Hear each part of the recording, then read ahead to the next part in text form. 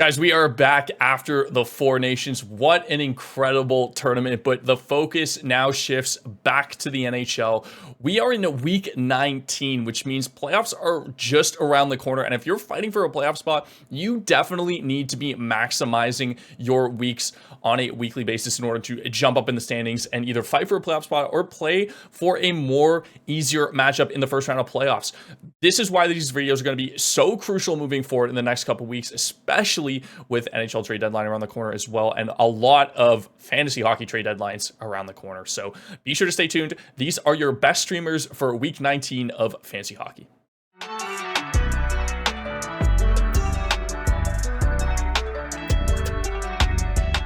All right, guys, let's get right into it. These are some pretty heavily loaded, busy nights this week.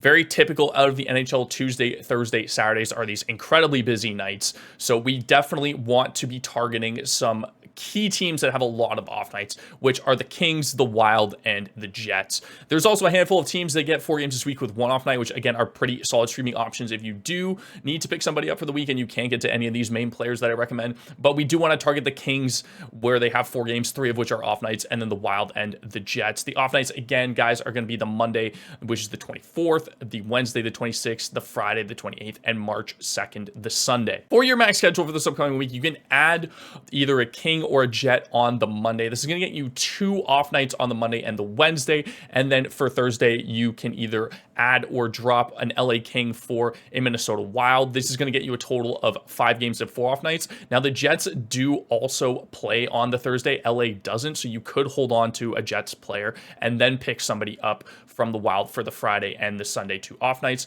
Also, options are for the Friday and the Sunday off nights. You're going to get the Dallas Stars, the New York Rangers, and the Toronto Maple Leafs. All 3 of these teams have 2 off nights on the latter half of the week, like I said, on the Friday and the Sunday. So these are going to maximize your total amount of games possible for those of you that have limited ads for the week. Moving on to our worst schedule. Again, the busy nights are the Tuesday, the Thursday, and the Saturday, the 25th, the 27th, and the 1st of March. You've got the Avs, who, if you have an Avs player, I think you're good to kind of hold on to them just because both games this week are on 2 off nights, unless you're finding that, again, you're really behind in terms of those total games played against your opponents. I think you're good to kind of hold on to the Avs. But if you have a lower end player on either the Sens or the Kraken, would highly recommend dropping them and picking up somebody in the next portion of the video, which are going to allow you to maximize your games played for this upcoming week. And as you can see here, we're targeting the main teams that have a lot of off nights on this week. Quinton Byfield, Alex Laferriere, both really, really good options because of the schedule. 3 off nights, 1 busy night on the first, and then you could also just pick somebody up on the Sunday to get another off night, which is then going to give you 5 games, 4 off nights. But Byfield's been solid as of late. Alex Laferriere is starting to come around production-wise. They both have a good amount of shot volume. Laugh also kind of, I hate calling him Laugh because we call Alexi Lafreniere Laugh, but Alex Laferriere has a good hit volume to him as well. They both play line 2. The only difference between the two is Quinton Byfield is on power play 2 and Alex Laferriere is on power play 1. But again, with Quinton Byfield, you get that triple eligibility, center, left wing, and right wing for all forward eligibility if you do count that in your league. So both really, really good options, guys. I keep saying go back to Marco Rossi. He's been great. He's skating at line 1 now alongside Matt Boldy and Matt Zuccarello. I'm assuming when Kaprizov does come back, even though he has suffered either a setback or he's just his time back schedule was a little bit longer than they initially anticipated, but Rossi is the number 1 center in Minnesota right now, even though they do have him on power play 2, which I don't really understand because he skates at 5-on-5 and does so incredibly well with Boldy and Zuccarello. I think the last piece that they have, it's the power play 1 for Minnesota is like Boldy, Zook. You've got Faber on the back end now, and then you've got Jeek. The 5th player in that top power play unit is Vinny Hinostroza, which doesn't make a lot of sense to me. I think they should just put Rossi there up until Kaprizov comes back. But Marco Rossi has been so good this season in terms of his production, in terms of his shot volume is decent as well too, and he chips in hits and blocks on top of that. So really, really good option at 41% owned. Cole Perfetti and Vladislav Nemesnikov of the Winnipeg Jets are been elite over the past like 5 to 10 games. If you go look at their game log, their production, they're basically producing at a point a game right now. That second line is really clicking in Winnipeg. So Perfetti, again, you get all eligibility from him at every forward position available. He's 30% owned line 2 and power play 2. having a lot of success at 5-on-5 on that second line alongside Nemesnikov and Nikolai Ehlers as well.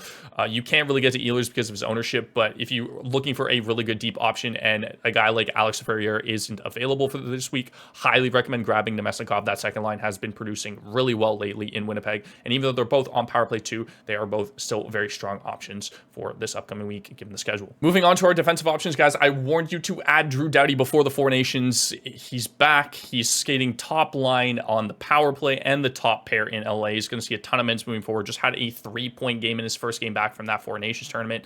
65% owned, so there is a possibility that you could still get to him if you're in a more shallower league, but again, you want to be targeting this guy on your roster just permanently moving forward. Jordan Spence is on the second power play unit. I know Brandt Clarke hasn't really been playing a lot. They've been kind of running 7D here and there as well. I don't know what's happening with Clarke. I think it's a no-brainer to kind of have him on that second power play unit, but Jordan Spence is also a defenseman. Apologies, not a right winger.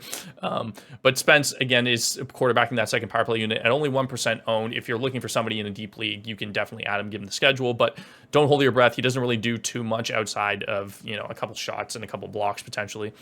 Jared Spurgeon, Jonas Brodin, both really good options. Spurgeon is going to get you that power play 2 time with Faber being on that top power play unit more consistently now, but he does chip in offensively, and Brodin has been really good in the games that he's played. I know he's been kind of injured on and off a lot this season, kind of the same situation that Spurgeon always seems to find himself in, but they both have some really good kind of like block volume. Brodin's obviously a lot more than Spurgeon, but Spurgeon is a little bit better in terms of that shot volume, and he's going to get you more offensive upside on that second power play unit, so either of which are really good options again given the schedule. And then finally, guys, Mason Lohrei of the Boston Bruins. Now that McAvoy is out with this kind of infection and shoulder injury on IR, and Hampus Lindholm is on LTIR, he is the power play 1 quarterback in Boston. So again, his production when he's been on that top power play has been solid.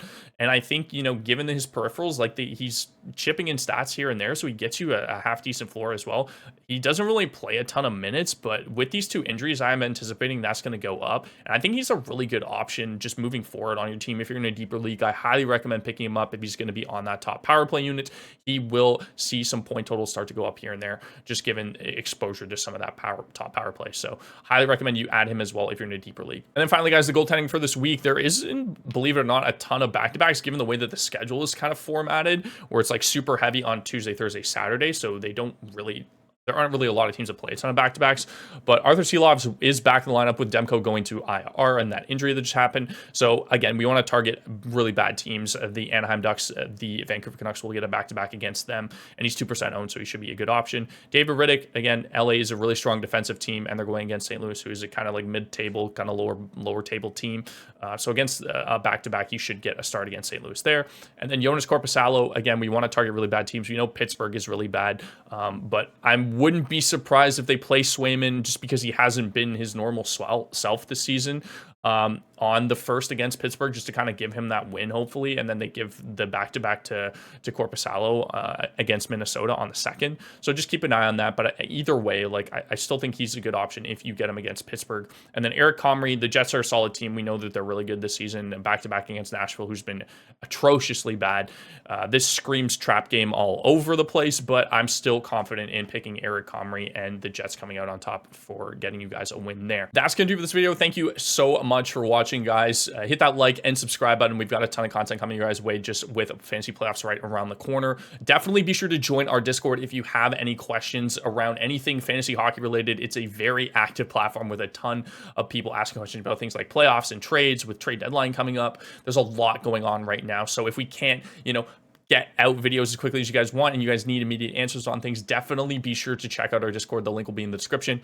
That will do for this video. I'll see you in the next one. Good luck in your week 19 fantasy matchup.